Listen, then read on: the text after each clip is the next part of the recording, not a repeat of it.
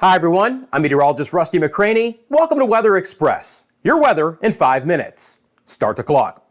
Friends, we really have a complex weather story developing here over the next few days as a couple of areas of low pressure will be kicking out of the Intermountain West. It's going to bring a lot of snow to some of those areas, but it's also in pieces going to be moving through the central and the eastern sides of the United States. You can see here on this surface map just how complex an environment it's going to be. We're going to start off the video though in the northeast. Now we've had a little bit of snow flying today for portions of New York. Then we've actually had a little bit of coastal rain across the New England coastline, Cape Cod, up towards Boston. Yes, temperatures there supporting liquid variety rather than any frozen precip. The other big story though is the wind. There's a ton of wind advisories and high wind warnings in effect. Places like New York City today, even down towards Philadelphia and DC, we've had some 40 and 50 mile an hour wind gusts. That's a big story. I'll touch on that a little bit more in just a second. It's been a beautiful day in the southeast behind the storms that rolled through the last couple of days. Now it's been very breezy as well. Take a look at the enhanced satellite imagery here. You can see a little bit of cloud coverage moving through Arklatex, but skies have been relatively clear. The big story in the southeast has also been the winds. Yes, they're calming down, but even at the hour, we still have some 30 and 35 mile an hour wind gusts to deal with as well. But there were some 40 plus mile an hour winds a little bit earlier in the day. Just a little bit of light rain into the southern plains. Temperatures are pretty warm here for early March, no doubt about it. The first piece of energy from our complex storm system is coming out of the Intermountain West and into the central plains. Places like South Dakota, Nebraska, getting some rain that's turning over to a little bit of snow. Dry weather right now for most of the Great Lakes minus the UP of Michigan.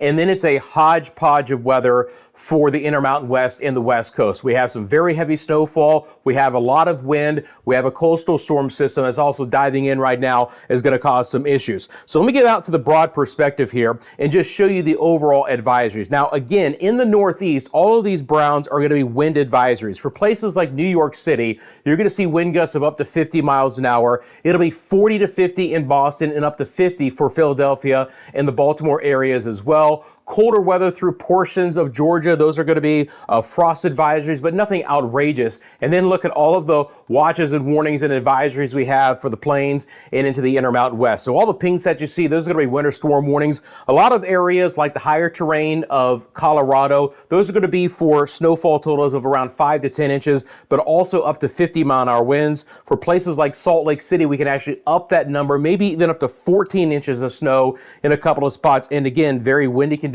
are expected there. And there's going to be a lot of wind along the West Coast. You've got gale warnings for portions of the California coastline. Now let's talk about how this system is going to evolve. And as I get that set up, I really do appreciate you guys taking a quick second and liking this video and subscribing to Weather Express. I appreciate those who have already done so. So I want to bring up the HER model and we're going to take a look at how this is going to evolve over the next few days. You can see that there's two big pieces to kind of talk about. The first is the faster moving mid-level circulation that's going to race across the plains, the upper Midwest, into portions of the southern Great Lakes, the Ohio Valley, and the Northeast. The second low, the more surface-based low, is actually going to stick around and just kind of spin. Excuse me, that's the upper level low. That's going to sit around and spin like a top over portions of the Four Corners. And they could even bring some snow into the panhandle of Texas and Oklahoma as well. So this upper level low is diving quickly off to the south. I want you to notice that at the end of this loop, it encounters a lot of moisture from the southwest Gulf, and that is going to bring in another round of potentially strong to severe storms. This is another potent system that we're going to have to watch out for. The first one, of course, is a fast-moving one. We have no winter weather advisories with it as of yet, but eventually down the road here, again, in the southeast, this system is going to pull in some pretty nasty weather. Now, in the shorter term, these are going to be your Storm Prediction Center outlooks. General risk for a few storms in portions of the Intermountain West. Of course, that turns into snowfall in the higher elevations. There's a couple of spots down to the south as we get into tomorrow. And then over the next couple of days, again, a little bit in the way of a marginal risk for severe storms down in this area. Now, again, at this point in time, it's not a crazy risk for severe weather, but I could see that intensity upping a bit over the coming days. And that's something that we're going to have to be monitoring for you overall. Taking a look at the temperature outlook over the next 6 to 10 days, all of the warm air is the central and the eastern sides of the United States. That's going to be a lot of fuel to the fire. Warm, moist air coming in from the Gulf and just overall more instability instability in the atmosphere will allow these spring storms to kind of uptick in intensity. And we've already had some active weather, all the colder weather out west, which means that's going to be a lot of snow for the higher elevations outside of some drier air for the southern plains. All of this green that you see is expected to be higher than normal precipitation chances over the next 6 to 10 days. So we're going to get some active weather to go along with those storms.